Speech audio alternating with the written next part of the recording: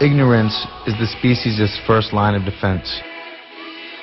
Yet it is easily breached by anyone with the time and determination to find out the truth. Ignorance has prevailed so long only because people do not want to find out the truth.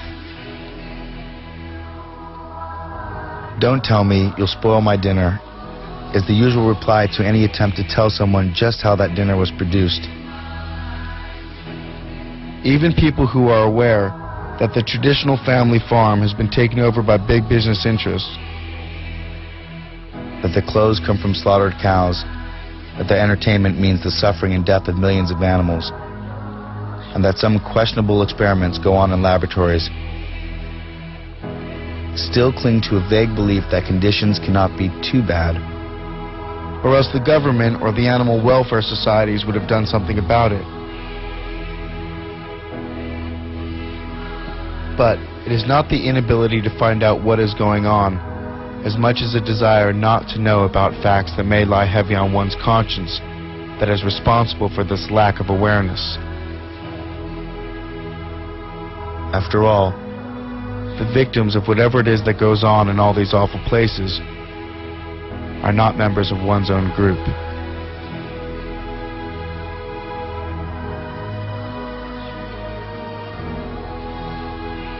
It all comes down to pain and suffering, not intelligence, not strength, not social class or civil right.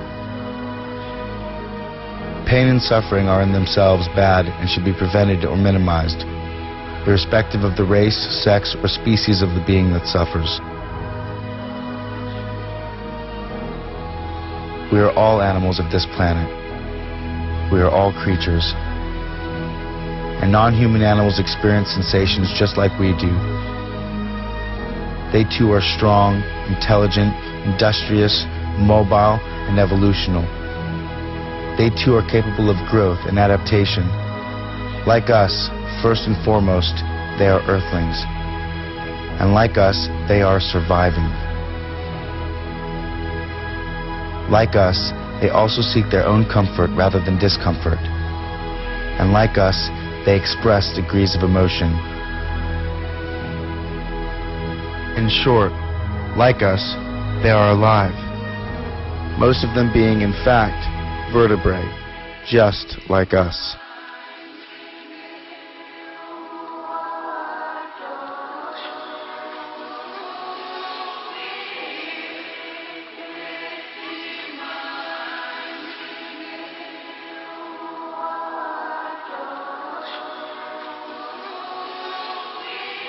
As we look back on how essential animals are to human survival, our absolute dependence on them for companionship, food, clothing, sport and entertainment, as well as medical and scientific research. Ironically, we only see mankind's complete disrespect for these non-human providers. Without a doubt, this must be what it is, to bite the hand that feeds us. In fact, we've actually stomped and spit on it. Now we are faced with the inevitable aftermath. This is evident in health reports due to our over-excessive consumption of animals. Cancer, heart disease, osteoporosis, strokes, kidney stones, anemia, diabetes, and more. Even our food has now been affected, and at its very source. With antibiotics used to promote weight gain in animals who can't gain weight under the stressful, overcrowded living conditions in factory farms. With the overuse of pesticides and insecticides, or artificial hormones designed to increase milk production, litter size, and frequency. With artificial colors, herbicides, larvicides, synthetic fertilizers, tranquilizers, growth and appetite stimulants. It's no wonder that mad cow disease, foot and mouth disease, physteria, and a host of other animal-related abnormalities have been unleashed on the human public. Nature is not responsible for these actions. We are.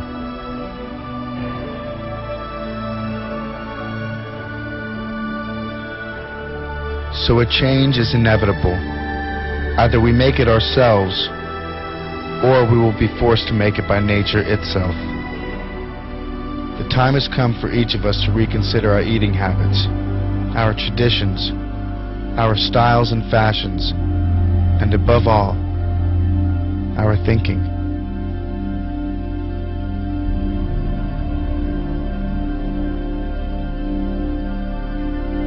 So if there's any truth to the age-old saying, what goes around comes around, then what do they get for their pain? Do we even give it a second thought? If what goes around comes around, what do they get for their pain?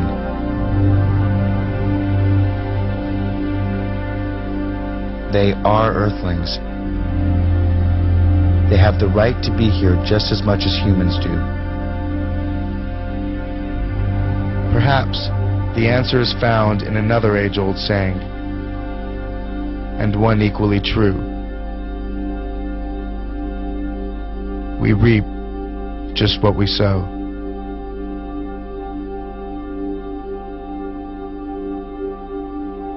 So of course animals feel, and of course they experience pain. After all, has nature endowed these wonderful animals with well springs of sentiment so that they should not feel? Or do animals have nerves in order to be insensitive?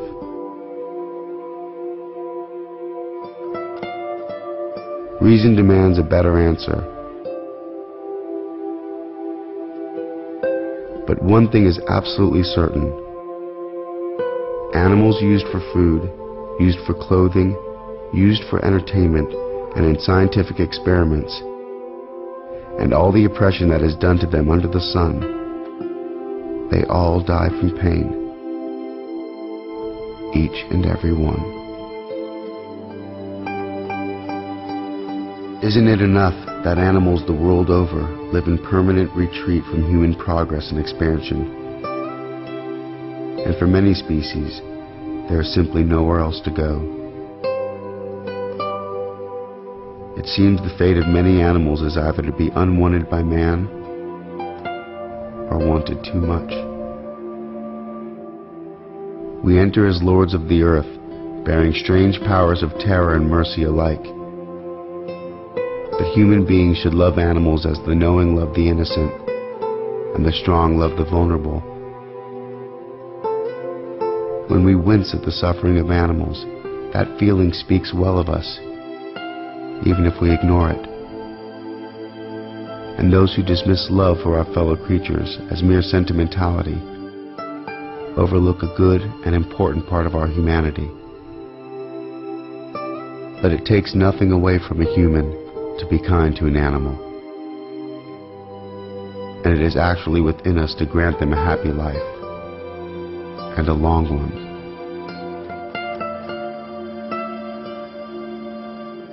On the heath, King Lear asked Gloucester, "How do you see the world?"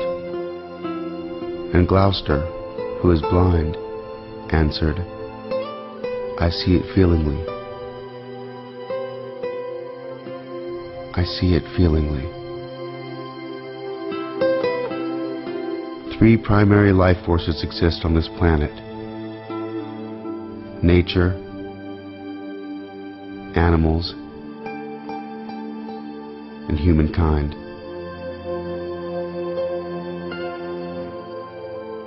We are the Earthlings. Make the connection.